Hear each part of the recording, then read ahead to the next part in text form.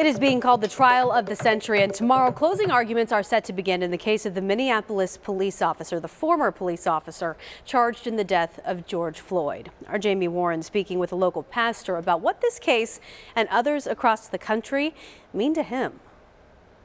After 14 days of testimony, the law enforcement subdual, restraint, and the neck compression was just more than Mr. Floyd could take. Jurors will soon decide if Minneapolis police officer Chauvin murdered George Floyd by kneeling on his neck for 9 minutes and 29 seconds. It'll be a start. I don't think there's any level of justice when you take a human's life. Charles McRae is pastor of United Nations Ministries in Phoenix, and one of millions across the country anticipating a verdict. While he doesn't often speak about police reform during his sermons or attend rallies, it's almost like marching has become mocked. Is that really taken seriously? He is actively sitting down with members of his local community looking for solutions. We do talk about it in aspects of how can we help, how can we serve, finding out who is policing these streets.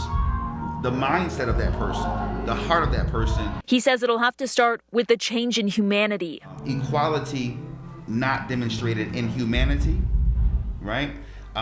That's a bad thing. And has this message for his congregation. Unify as much as possible, support each other as much as possible, be second eyes as much as possible, be willing to speak as much as possible. Just because it's not you doesn't mean you shouldn't speak, because next time it could be. In Phoenix, Jamie Warren, ABC 15, Arizona. And ABC 15 will be following the very latest developments, and we'll bring you coverage of those closing arguments all throughout the week.